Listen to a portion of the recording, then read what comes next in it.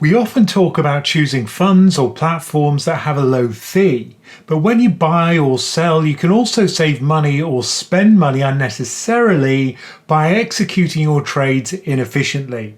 In this video, we look at how you can use order types to get better buying and selling prices and also the risks associated with each order type. Today's video is sponsored by Saxo, an award-winning UK investment platform.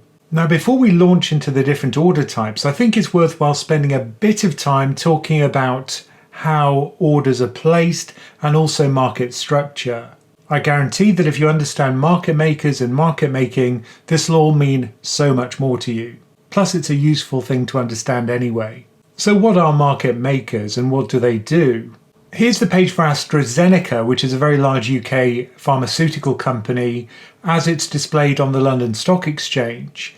And you can see the price series here, but notice at the bottom of this page, you've got two prices. You've got the bid price and the offer price. Now these are in pence, so you have to divide by 100 to get back to pounds. But what you'll notice is that you have to buy at a high price and sell at a low price, which doesn't seem fair. But the name of those two prices are the bid price, that's the price to get rid, that's the way to remember it, bid to get rid. That's the price at which you sell, and then the offer price is the price at which you buy. And the difference between those two is called the bid-offer spread. So if you trade a lot, you'll be paying away the difference between those two prices.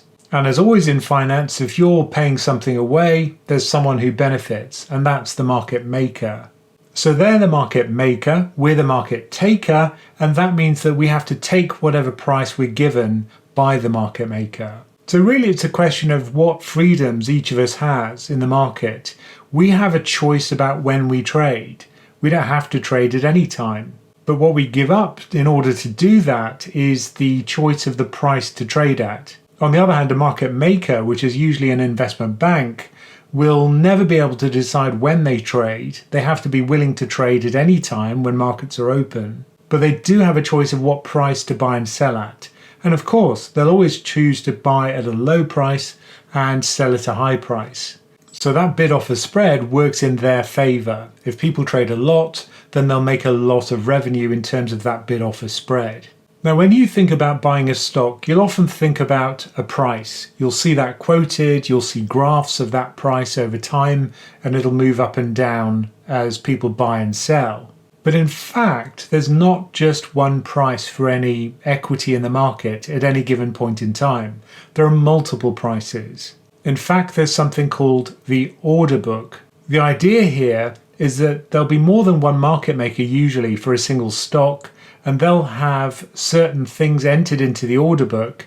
So they'd say, for example, I'm willing to buy 10 shares at a price of $105, or I'm willing to buy 30 shares at $110. So the exchange will aggregate all of those bid and offer prices and amounts, and that's combined into this thing which is called an order book. Now the order book will be changing all throughout the trading day, but if you have a snapshot of it, you'll know what liquidity, as it's called, is available in the market. Now in a market which is very liquid or very deep, that's another name for it, then there'll be lots of these orders available, and those will be very close to the mid price, which is what you see, which is usually graphed. Another measure of liquidity is how far the best buying price is away from that mid price. If it's very far away, that's a sign of an illiquid market. Similarly, how close is the closest sell price to the mid-market? Now that mid-market price which you see quoted is actually a combination of two things, the best buying price and the best selling price. In this toy example, you can see the best bid price is $95 and the best ask price is $105. Take the average of those two, best bid and best ask, and you get the mid price, which is $100. So when we talk about the structure of a market, the liquidity of the market, the depth of the market, it's really all about the order book and how far that best bid price and best offer price is from the mid price. So let's do a fictional trade in this fictional order book just to see how it affects the prices. So let's say that we want to buy 30 shares. So we'll be buying, so we'll be going for the red part of the order book, and we'll be buying some of the liquidity at $105 So we'll get 10 shares filled in our order, but we wanted 30 shares, so we'll have completely exhausted the liquidity at $105 and we'll start to eat into the liquidity at $110, such that our overall order will be somewhere between $105 and $110 average price. So if we look at the order book after we've done our trade, you can see all of the liquidity is gone at $105, we wiped it out, and some of the liquidity is gone at $110. If we were to look at the best offer price now, you can see it's no longer at $105, it's at $110. Also, if we were to work out the mid price, it's moved up. So you can see how if there are lots more people buying than selling, they exhaust the offer liquidity and they push up the mid price of the market. And that's what moves prices. In a very liquid market, then it takes a lot of trading to move the market, whereas an illiquid market is one in which a fairly small trade could move the market a lot. Or it could exhaust the liquidity altogether, in which it becomes impossible to trade. So you can see the importance of market makers. They ensure that there's always liquidity in the market so that you can trade during open market hours. In return, they choose the bid-offer spread, and that's to compensate them for providing this liquidity. So now that we understand market structure, I'll turn to how market orders work, and we'll go through 3 types of market orders plus some variations.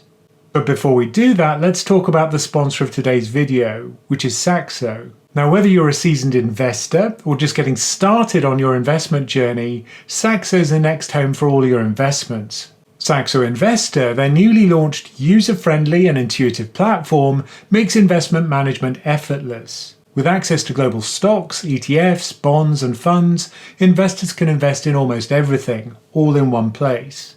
Plus, you can get access to US stocks for just $1, UK stocks from just £3, and enjoy 0.25% currency conversion fees. Saxo Investor is well equipped to help you make the informed decisions you need to make your next investment.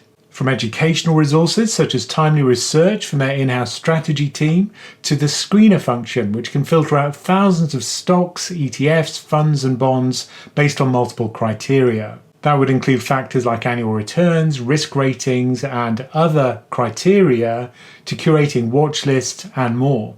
Saxo's robust platforms have all the tools for your investment needs. With over 30 years of heritage and over 1 million clients globally, Saxo's long-standing presence in the industry means a secure and dependable investment experience for you. Saxo's here to help you navigate global markets, and therefore as a viewer of PensionCraft, Saxo's offering you an exclusive welcome bonus. When you open an account via the link below, you'll receive up to £200 refunded in fees, and that's to help you get started. This offer is valid for a period of 3 months after your first trade. This offer can't be used to trade FX, CFDs and other leveraged products. So now let's turn to the 3 main types of order, starting with a market order.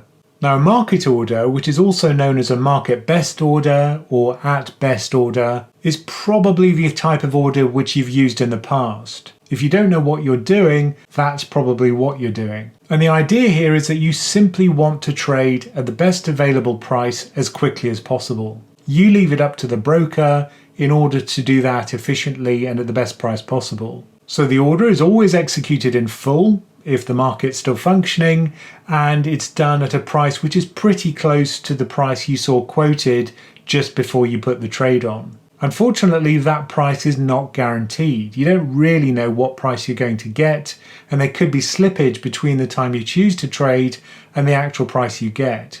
But usually you'll see that the price you get is close to the best bid or offer price. Now on some platforms you do get a pop-up which says this quote is available for the next X seconds, and then you see the clock gradually ticking downwards, and then you choose whether to trade at that price. And that price is guaranteed. On other platforms you won't get that pop-up, and there may be a difference between the price you saw quoted and the price you actually get.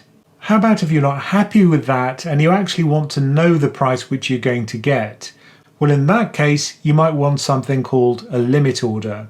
Another name for that is a pending order, but the idea here is that you specify the price at which you want to trade, also the amount of stock which you want to trade, and then the order will be delayed until the market maker can achieve that price or better. So you can immediately see the problem, which is that if you're too ambitious, if it's a buy order, you're trying to buy too low, or if it does happen, your full order may not be filled. It'll be a partial fill.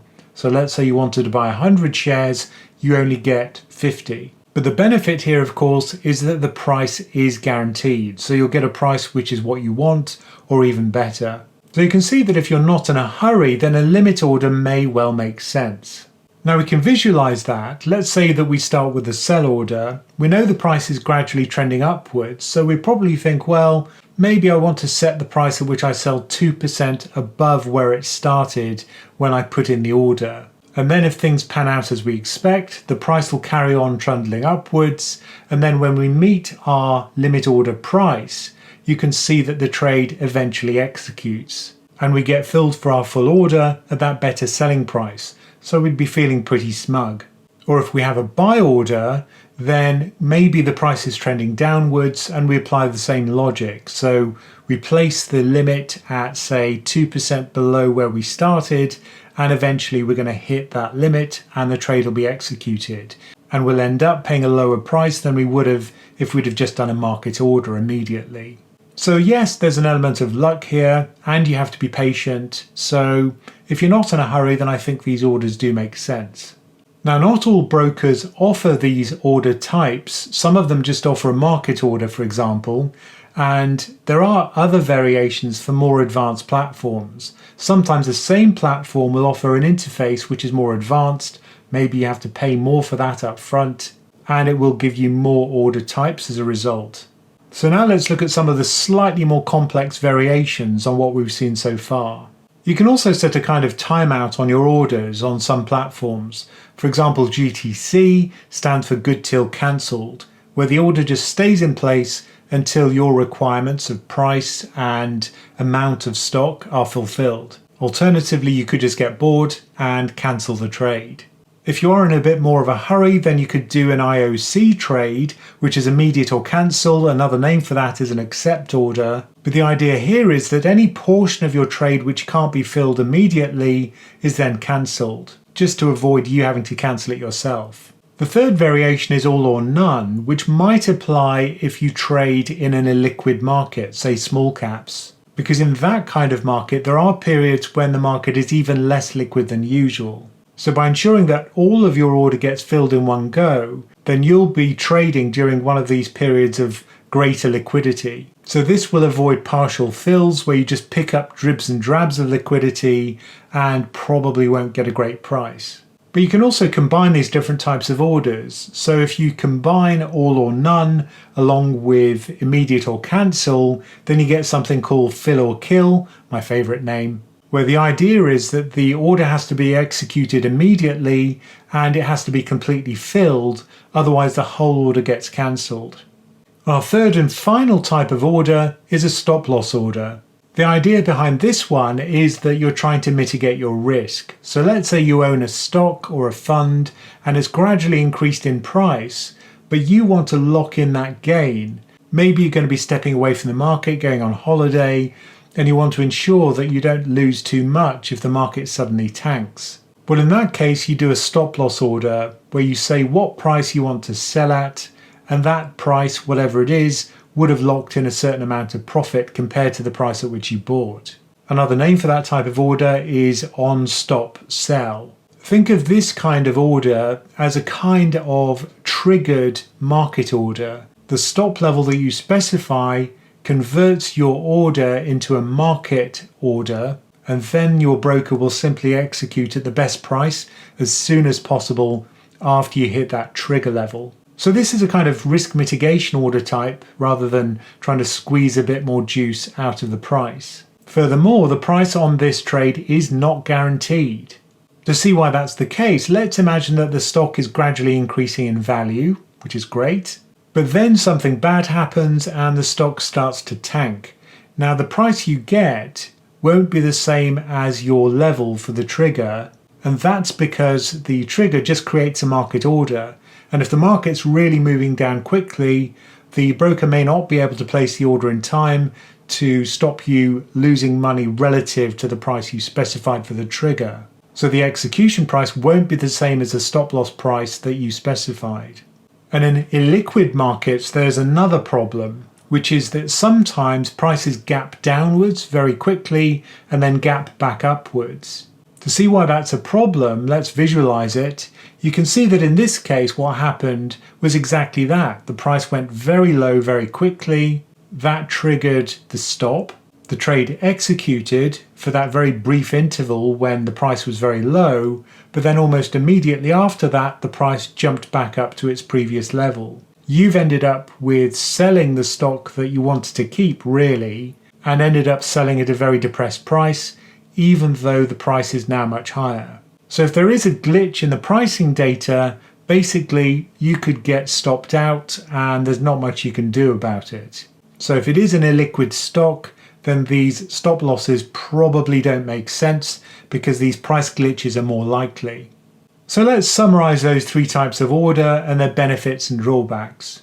Market orders are probably what you're used to. They're simple, they're fast, but the drawback is that you may not always get the best price, and of course the execution price might be different from what you expect.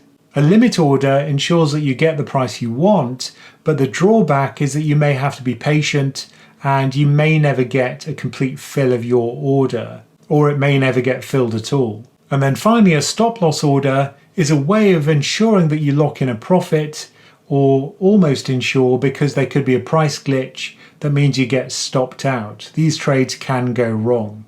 So I think these kind of orders, if your broker allows them, as Saxo does, for example, then I think they are kind of interesting. I've used them myself, and it is very satisfying when you get a better buy price or sell price for your investments. What I would recommend is that you just try it out on a small trade just to get the feel for it, just in case something bad happens with a larger trade, because you're not used to it. It is a little bit like an auction on one of these auction sites where you bid for something, and if you're too aggressive with your bid, you won't win. So you have to choose the price at which you set your limits, for example, such that they're fairly likely to get hit.